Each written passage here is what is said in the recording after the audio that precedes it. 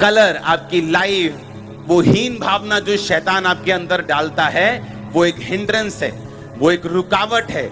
वो परमेश्वर का आत्मा जो आपकी लाइफ में करना चाहता है, वो उसके लिए एक रुकावट है, जो आप करना चाहते हैं, जो परमेश्वर करना चाहता ताकि आप ना कर पाए।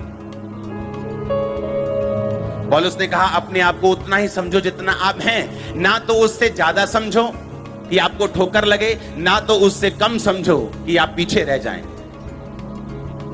आप अद्भुत रीति से रचे गए हैं, आप फियरफुली बनाए गए हैं। कोई बोलेगा मेरी एक आंख छोटी है, मैं गंजा हूं, मैं भी फियरफुली बनाया गया हूं। हाँ, बाइबल कहती एलिया भी गंजा था। आप बोलते मैं बोल नहीं सकता, मूसा भी नहीं बोल सकता था, लेकिन बाइबल कहती उन्होंने अपनी कॉलिंग को, अपनी बुलाहट को पहचाना और ये बिलीव किया कि परमेश्वर ने हमें प्रेम पूर्वक, वंडरफुली, फियरफुली, भयानक रीति से, अद्भुत रीति से बनाया है। उसका मास्टर प्लान है हमारी लाइफ में।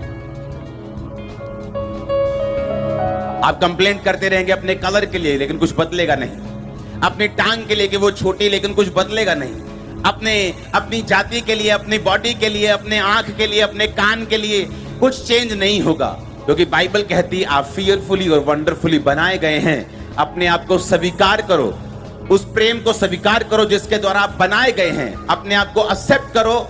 जब तक आप अपने आप को स्वीकार नहीं करेंगे जैसे आप बनाए गए हैं, परमेश्वर को आपको यूज करने में दिक्कत होगी। वो अंडर कॉन्फिडेंट लोगों को यूज नहीं कर पाता। कई बार आप अंडर कॉन्फिडेंट रहते हैं, लेकिन उसके बाद परमेश्वर पर आपको विश्वास बढ़ाना है, और उस काम में भी, उस बुलाहट में भी जो परमेश्वर ने आपको दी है। आज यूएसए चर्च हमारे साथ है, हम उसका स्वागत करते हैं, वेलकम करते हैं यूएसए चर्च। हालेलुया। मेरा ये विश्वास है कि ये शुरुआत है, उस पहली ब्रांच है यूएसए की। और मैं फिर कह रहा हूं, जो फॉरेन की ब्रांचेस हैं उनका एक ही मकसद है, वहां लोग इवेंजलिज्म बहुत कम करते थे, अब इनको इवेंजलिज्म में लगाया जाएगा।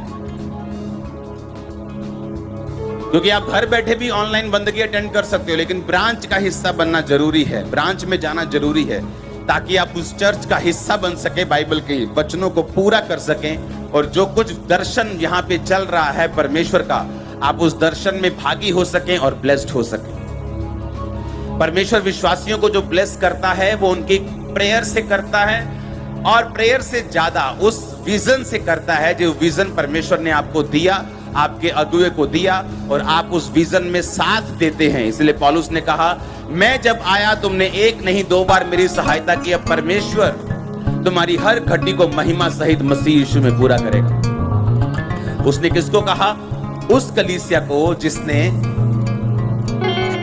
पौलुस की सहायता की परमेश्वर के कामों के लिए। पौलुस को कोई अपने मकान के लिए सहायता नहीं चाहिए थी। बाइबल कहती है पौलुस का भार कलीसिया के ऊपर नहीं था। पौलुस टेंट बनाता था और अपने परिवार का और अपने लोगों का गुजारा जो था, उसके साथ जो इवेंजलिस्ट थे उनका गुजारा वो बिजनेस से होता था। कलीसिया का पैसा कलीसिया के कामों में खर्च होता था, लेकिन जब कलीसिया परमेश्वर के कामों के लिए सहयोग उसने दिया, तो पौलुस ने कहा मेरा परमेश्वर उस महिमा सहित मसीह यीशु में तुम्हारी हर घटी को पूरा करेगा। आमीन। उन्होंने विजन में पौलुस का साथ दिया। वो दर्शन पौलुस का नहीं था, वो परमेश्वर का था, लेकिन परमेश्वर अपने दर्शन को एक व्यक्ति के द्वारा ही पूरा करता है।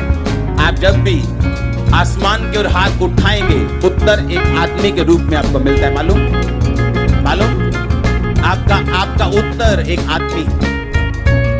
हालेलुया। उन्होंने कहा परमेश्वर हमें छुड़ा, इस दुखों से हमें छुड़ा। इस्राएलियों ने कहा, परमेश्वर ने कहा मूसा चल चला जा। मूसा के रूप में उनका उत्तर उनके सामने था। हालेलुया। आपका इस चर्च में आना आपका एक उत्तर है, ये आपका आंसर है। परमेश्वर ने आपको आंसर दिया है कि तेरे सब काम हल होंगे। उसने आपको आंसर दिए है। आमीन। आज मैं परमेश्वर का लव लेटर आपको दे रहा हूं कि आप फियरफुली और वंडरफुली बनाए गए हैं। अगर आप हीन भावना रखते हैं अपने लिए, तो आप परमेश्वर के वचन को तोड़ रहे हैं। इमेजिन करो अगर सारे जन 6 फुट के होते तो दुनिया कितनी बोरिंग होती। सब एक ही रंग के होते, दुनिया कितनी बोरिंग होती। एक ही शक्ल के होते, दुनिया कितनी बोरिंग होती। एक ही स्वभाव के होते, दुनिया कितनी बोरिंग होती। परमेश्वर ने हमें अलग अलग बनाया है। अलग अलग स्वभाव के साथ बनाया है, एक बैलेंस रखने के लिए। हालेलुया। जो आप बनाए गए हैं जिस रीति से, उस पर विश्वास करो, अंगीकार करो कि परमेश्वर ने आपको फालतू में नहीं बनाया, उसने आपको फालतू में पैदा नहीं किया। आप भयानक अद्भुत रीति से रचे गए। एक मास्टर प्लान है परमेश्वर का आपकी लाइफ के ऊपर। जिस दिन आप अपनी लाइफ से हीन भावना निकाल देंगे, अपने आप से भी प्यार करने लगेंगे, परमेश्वर से प्यार करने लगेंगे, उसकी योजनाओं से प्यार करने लगेंगे, आप देखेंगे परमेश्वर किस तरह से आपको यूज करता है। उसे निराश और हताश सेनापति नहीं चाहिए। उसे वो सेनापति नहीं चाहिए जो अपने से ज्यादा अपने परिवार की फिक्र करता हो।